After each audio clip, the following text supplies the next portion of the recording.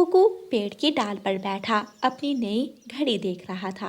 पीछे से जग्गू कौवा आता है और कुकू की नई घड़ी छीनकर वहाँ से भाग जाता है। जग्गू जग्गू रुक जाओ, मेरी घड़ी मुझे वापस दो। जग्गू कहाँ रुकने वाला था। कुकू उड़ता है और जग्गू के पीछे भागता है। जग्गू उड़ते उड़ते घने जंगल में जाकर छुप जाता है। तुम कहाँ जाओगे, मैं तुझे ढूंढ लूंगा। जग्गू मेरी घड़ी मुझे वापस दे दो, वरना वरना मैं तुम्हें छोड़ूंगा नहीं। जग्गू झाड़ियों में छुपा रहता है। कुकू काफी देर ढूंढने के बाद थक जाता है और वापस अपने घर चला जाता है। मम्मा मम्मा, जग्गू ने मेरी घड़ी छीन ली। मेरी घड़ी छीनकर जग्गू कौवा घने जंगल में जाकर छुप गया।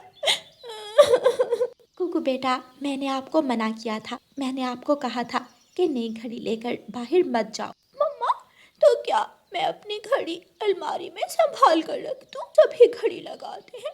मैं तो घड़ी का टाइम ठीक कर रहा था, पीछे से जग्गू आया और छीन कर ले गया। जब शाम हो जाती है तो जग्गू कौवा झाड़ियों से निकलकर इधर उधर देखता है और चुपके से अपने घर भाग जाता है। जग्गू तुम कहाँ थे? मैं सुबह से तुम्हें ढूंढ रही हूँ। अपने बाप की तरह सारा दिन आवारा फिरते हो, कभी दाना भी ढूंढ लाया करो। मम्मा मम्मा, ये देखो मेरे पास क्या है। अरे ये तो बहुत सुंदर घड़ी है, ये तुमने कहाँ से ली? मम्मा, मैंने ये घड़ी कुकू से छीनी है। मैं कुकू से घड़ी छीनकर घने जंगल में जाकर छुप गया था, इसलिए मुझे शाम हो गई।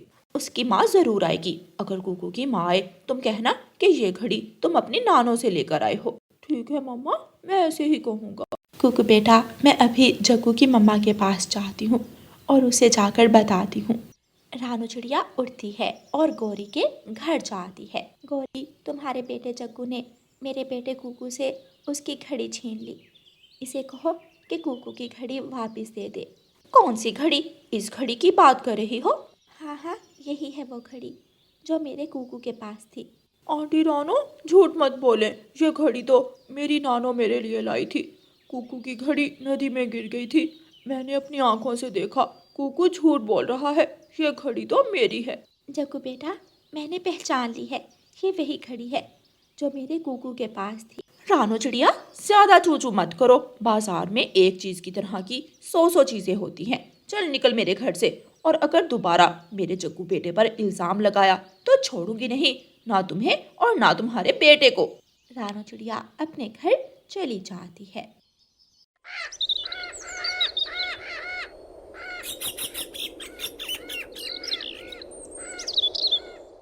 दूसरे दिन जग्गू कौवा वो घड़ी लेता है और अपने दोस्त छोटे मिठू और कीकी के पास चला जाता है। वाओ, ये तो बहुत सुंदर है। इतनी सुंदर घड़ी जग्गू तुमने कहाँ से ली?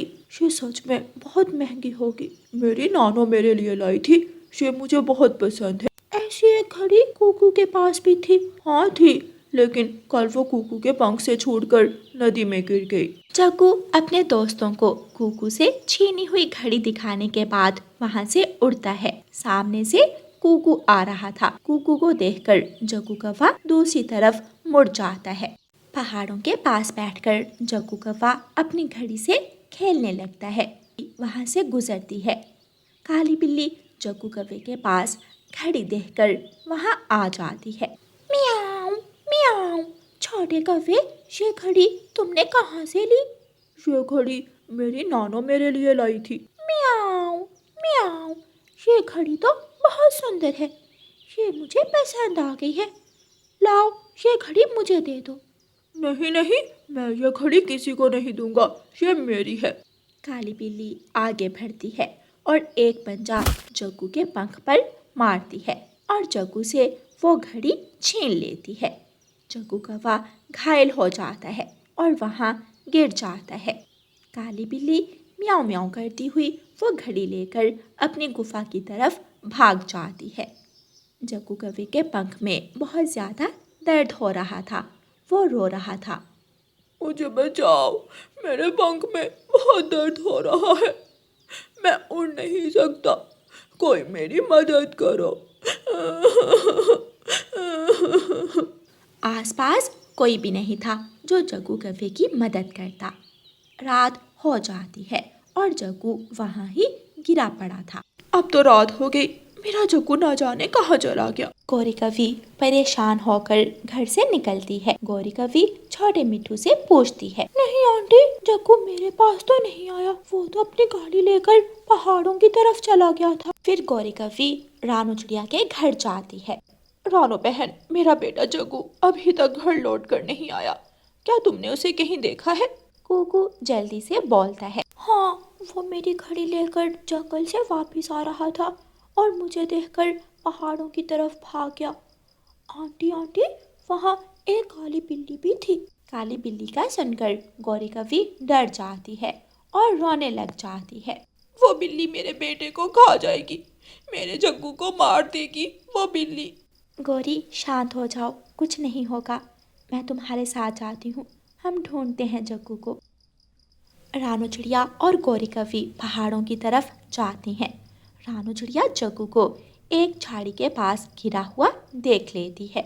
गौरी यहाँ है, जग्गू बेटा यहाँ है। जग्गू की मम्मा वहाँ आ जाती है। मम्मा, काली बिल्ली ने मेरा पंख तोड़ दिया और मुझसे वो घड़ी छीन कर ले गई। रानू आंटी, मुझे माफ कर दे, मैंने ही कुकू से घड़ी छीनी थी, वो घड़ी कुकू की ही थी। चिड़िया, मेरे बेटे को सजा मिल चुकी है, अब मेरे बेटे को माफ कर दो, ये सब मेरी वजह से ही हुआ है। अगर मैंने अपने बेटे को उस दिन समझाया होता और वो घड़ी कुकू को वापस कर देती तो आज ये सब ना होता। गौरी बहन, ये सारी बातें बाद में करेंगे, पहले जग्गू बेटे को उठाओ और इसे घर लेकर चलें। फिर रानू चिड़िया गौरी कवि की मदद करती है और दोनों जग्गू को उठाकर घर ले आती हैं। गौरी कवि जग्गू को घोंसले में लिटा देती है। जग्गू बेटा, मैं जंगल से जड़ी बूटियाँ लाऊंगी जिससे आपका पंख ठीक हो जाएगा, मैं पूरी कोशिश करूंगी, लेकिन आप भी वादा करो कि आज के बाद कभी कोई शरारत नहीं करोगे और गलत काम छोड़ दोगे। फिर जग्गू कौवा रानू चिड़िया से वादा करता है कि वो हमेशा हमेशा के लिए एक अच्छा पक्षी बन जाएगा। प्यारे दोस्तों, इस कहानी को लाइक, अपने दोस्तों के साथ शेयर और चैनल को सब्सक्राइब करना बिल्कुल मत भूलना। आपका धन्यवाद। रानू चिड़िया की ऐसी कहानियाँ सुनने के लिए YouTube सर्च बार में रानू चिड़िया की कहानी लिखें या फिर ये बटन दबाकर बोलकर कहें रानू चिड़िया की कहानी। रानू चिड़िया के बच्चे भूखे थे। रानू चिड़िया अपने बच्चों के लिए दाना लेने घर से निकली ही थी कि आगे से गौरी कवि मिल जाती है। रानो, मैं भी दाना लेने जा रही हूँ, मुझे भी अपने साथ ही ले जाओ, दोनों मिलकर दाना ढूंढ लेंगी। गौरी ठीक है, लेकिन याद रखना मुझे तंग मत करना, तुम हमेशा लालच करती हो और अपने लालच के कारण मुझे हमेशा किसी मुसीबत में डाल देती हो। प्रॉमिस, मैं वैसा ही करूँगी जैसा तुम कहोगी। ऐसे गौरी कवि और रानू चिड़िया दोनों एक साथ दाना लेने चली जाती हैं। वो जंगल में इधर जाती हैं, वो जंगल में उधर जाती हैं। अभी तक उन्हें कहीं से भी दाना नहीं मिला था। वो थक हार कर एक जगह बैठ जाती हैं। चिड़िया, लगता है आज हमें खाली हाथ ही घर वापस जाना होगा। पीछे से काली बिल्ली बोलती है, म्याऊं। खाली हाथ? वो क्यों? मेरे साथ आओ, मेरे घर में दाना भी है और फल भी, जो दिल करे ले लेना। म्याऊं। बिल्ली, काली बिल्ली, गौरी जल्दी से भागो। चिड़िया उड़कर पेड़ की शाख पर बैठ जाती है और गौरी कवि कभी चिड़िया की तरफ देखती और कभी काली बिल्ली की तरफ। म्याऊं। डर गई छोटी चिड़िया डर गई और बहादुर कवि मेरे सामने बैठी हुई है। क्या सच में तुम हमें दाना और फल दोगी? अगर नहीं विश्वास तो मेरे साथ आकर देख लो। म्याऊं। गौरी, ये काली बिल्ली तुम्हें धोखे से अपने साथ ले जाएगी और खा जाएगी। छोटी चिड़िया, तुम चुप कर जाओ, क्यों काली बिल्ली को मुफ्त का मशवरा दे रही हो? चल काली बिल्ली, लेकिन देख लेना, अगर मुझे खाया तो तू और भी काली हो जाएगी। ऐसा कभी सोचना भी ना, मैंने मांस खाना कब का छोड़ दिया है। म्याऊं। ऐसे गौरी कवि काली बिल्ली के साथ चली जाती है और चिड़िया वहाँ से आगे बढ़ती है। काली बिल्ली गौरी कवि को अपने घर ले जाती है। कवि, लो, ये रहा दाना और ये रहा मीठा फल, अगर चिड़िया भी साथ आ जाती तो वो भी ले जाती। म्याऊं। बिल्ली मौसी, वो तो बहुत डरती है, मैंने कौन सा उसकी माँ को खाया है जो वो मुझसे डरती है। म्याऊं। काली बिल्ली, पक्षी तो ऐसे ही तुम्हारे खिलाफ बातें करते हैं। तुम तो बहुत अच्छी काली बिल्ली हो। गौरी कौवी दाना और फल लेकर वहाँ से चली जाती है। काली कौवी, कल तू फिर आएगी। तू ना भी आई तो तेरा लालच तुझे मेरे पास जरूर लेकर आएगा। म्याऊं। काली बिल्ली ऐसे सोचती है। गौरी जाती जाती चिड़िया के घर के दरवाजे पर दस्तक देती है। घर से चिड़िया बाहर आती है। देख लो छोटी चिड़िया, काली बिल्ली ने मुझे दाना भी दिया और मीठा फल भी। मुझे क्या बता रही हो? तुम ही लो जाकर काली बिल्ली से फल और दाना, मैं तो नहीं लूंगी। तुझे देता भी कौन है? बहादुर काली बिल्ली ने मुझे कहा था, तुझे नहीं। गौरी ऐसे बोलती हुई वहाँ से चली जाती है। दूसरे दिन काली बिल्ली अपनी माँ के पास जाती है। मामा, अपने दांत अच्छी तरह तेज कर लो और तैयार व्यार होकर मेरे घर आ जाओ। आज पार्टी है। पार्टी? ना कोई पक्षी, ना कोई दूध, तो फिर पार्टी कैसे होगी? माँ, आज एक कौवी आएगी मेरे घर, हम दोनों मिलकर उसका मांस खाएंगे। म्याऊं। गौरी कौवी अपनी टोकरी उठाती है और अपने घर से निकलती है। तोते तोते, तुम भी मेरे साथ आ जाओ, मैं दाना और मीठा फल लेने जा रही हूँ। गौरी, भूख तो मुझे भी बहुत लगी हुई है, रुको मैं अपनी टोकरी उठा लूँ। तोता अपने घर से टोकरी उठाता है और गौरी कौवी के साथ चल देता है। रास्ते में कबूतर अपनी खाली टोकरी लिए बैठा था। तोते जाओ, मैं यहाँ बैठती हूँ, तुम कबूतर को भी साथ ले लो, दाना भी मिलेगा और मीठा फल भी। फिर गौरी थोड़ी दूर बैठ जाती है और तोता कबूतर के पास जाता है। कबूतर चाचा, अभी तक खाली टोकरी लेकर बैठे हो, मेरे साथ आओ, दाना भी मिलेगा और मीठा फल भी। लेकिन कहाँ? ये मैं नहीं जानता, लेकिन मैं गौरी कौवी के साथ जा रहा हूँ। दाना और फल भी? गौरी कौवी झूठ बोल रही होगी। यार, वो मुझे भी अपने साथ लेकर आई है, वो झूठ क्यों बोलेगी? फिर कबूतर भी मान जाता है। ऐसे गौरी कौवी तोते और कबूतर दोनों को अपने साथ लेकर चल देती है। काली बिल्ली अपने घर के बाहर बैठी हुई थी। दूर से ही तोता और कबूतर काली बिल्ली को देखकर एक पेड़ पर बैठ जाते हैं। वो सामने काली बिल्ली है, मैं नहीं जाऊंगा आगे। पागल, वो काली बिल्ली मेरी सहेली है, हम सब वहाँ ही तो जा रहे हैं, वो हमें कुछ नहीं कहेगी, वो दाना भी देगी और फल भी। ना ना, हम नहीं जाएंगे, तू ही जा और जाकर काली बिल्ली से दाना ले और फल भी। सब डरपोक हैं, एक पूरे जंगल में मैं ही बहादुर कौवी हूँ। फिर गौरी कौवी जाती है। कौवी कौवी, वो तुम्हारे दोस्त कहाँ चले गए? म्याऊं। बिल्ली मौसी, काली बिल्ली मौसी, वो डर गए, वो वापस चले गए। सब डरते हैं मुझसे, एक तुम ही बहादुर हो, आ जाओ, अंदर आ जाओ। म्याऊं। गौरी कौवी काली बिल्ली के घर में चली जाती है। काली बिल्ली की माँ दरवाजे के पीछे छुपी हुई थी। जैसे ही काली बिल्ली गौरी को लेकर घर में जाती है, माँ बिल्ली जल्दी से दरवाजा बंद कर देती है। पकड़ी गई काली कौवी, पकड़ी गई, अब करे पार्टी बेटी। म्याऊं। कौवी, काली कौवी, जल्दी से अपनी आंखें बंद कर लो, क्योंकि हम तुम्हें खाने वाली हैं। म्याऊं। धोखा, ये धोखा है। काली बिल्ली प्लीज मुझे छोड़ दो। लेकिन काली बिल्ली छलांग लगाकर गौरी कौवी को पकड़ लेती है और दोनों माँ बिल्ली और बेटी बिल्ली कौवी की पार्टी करती हैं। गौरी के लालच ने उसकी जान ले ली थी। चिड़िया के लाल अनार।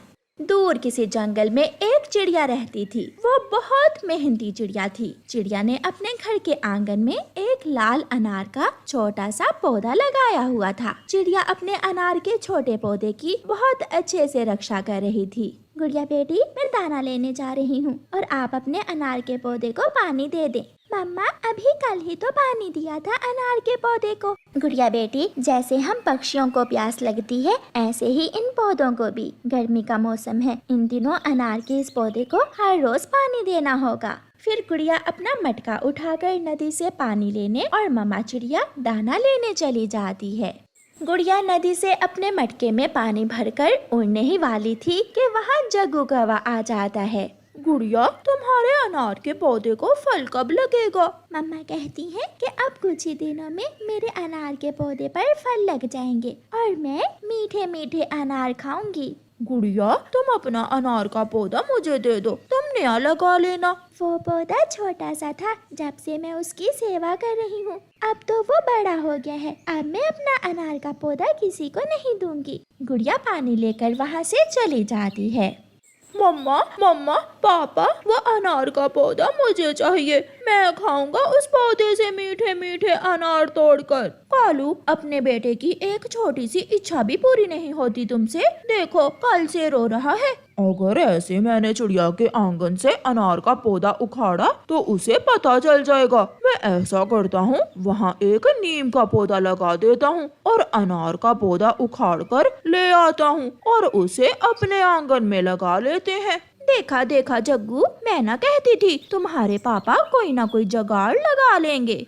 फिर रात हो जाती है और कालू कौवा बेलचा लेकर जाता है और अनार का पौधा चिड़िया के आंगन से उखाड़ लेता है। कौवा उस अनार के पौधे की जगह एक नीम का पौधा लगा देता है और अनार का पौधा लेकर वहाँ से भाग जाता है।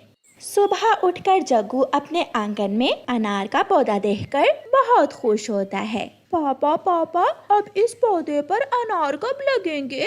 ये जो छोटे छोटे फूल हैं, इन फूलों से ही अनार का फल बनेगा। पापा पापा, गुड़िया अब नीम के पौधे को पानी देगी। वो खाएगी कड़वी नीम और मैं खाऊंगा मीठे मीठे अनार। मम्मा, कल नदी पर जग्गू मुझसे मेरा अनार का पौधा मांग रहा था। मैंने उसे मना कर दिया। जैसा बाप वैसा बेटा, हमेशा दूसरों की चीजों पर नजर रखते हैं वो कौवे।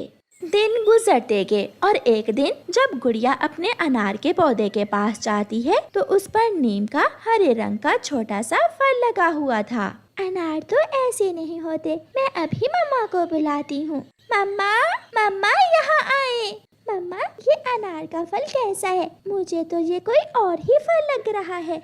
गुड़िया बेटी, ये तो नीम का पौधा है, मगर मैंने तो आपको अनार का पौधा ला कर दिया था। ये सुनकर गुड़िया वहाँ बैठकर रोने लग जाती है। मैंने सख्त गर्मी में इस पौधे को पानी दिया और जब फल खाने का समय आया तो निकला नीम का पौधा। मम्मा चिड़िया दाना लेने चली जाती है और गुड़िया तो धूप में बैठकर ही रोए जा रही थी। गुड़िया को रोता हुआ देखकर वहाँ फलों की फेरी आ जाती है। गुड़िया, चुप कर जाओ, मैं जानती हूँ आपके अनार के पेड़ को नीम के पेड़ में किसने बदला है। वो दुष्ट कौवे हैं। उन्होंने आपका अनार का पेड़ अपने आंगन में लगा लिया और यहाँ लगा दिया नीम का पेड़। वो जग्गू कौवा हमेशा मुझे तंग करता है। मगर तुम चिंता न करो, जिसने मेहनत की पौधे को पानी दिया वही खाएगा अनार का फल भी। फिर फलों की फेरी अपने जादू से नीम के पेड़ पर अनार लगा देती है और कौवों के अनार के पेड़ पर नीम के फल लगा देती है। गुड़िया अपने पौधे पर लाल लाल अनार देखकर बहुत खुश हो जाती है। मम्मा पापा, ये अनार कैसे हैं? शायद इस पौधे पर इसी रंग के छोटे अनार लगते होंगे। कालू, एक खाकर देखो तो इनका स्वाद कैसा है। फिर कालू कौवा एक नीम का फल तोड़कर अपने मुंह में डालता है। छी छी, कड़वा है, ये तो बहुत कड़वा है, ये तो नीम का फल है। ये सुनकर जग्गू निराश हो जाता है और वो पेड़ बोलने लगता है। जैसी मेहनत वैसा फल, जिसने मेहनत की उसे मिला मीठा फल और आलसी कौवों को मिला नीम का फल। ये सुनकर कौवा कौवी और उनका बेटा चिड़िया के आंगन में जाकर देखते हैं। उनके पेड़ पर लाल लाल बड़े बड़े अनार लगे हुए थे। चिड़िया और उसकी बेटी पेड़ के पास बैठी मीठे मीठे अनार खा रही थी। कालू, पेड़ की बात सच ही है, मेहनत का फल ही हमेशा मीठा होता है।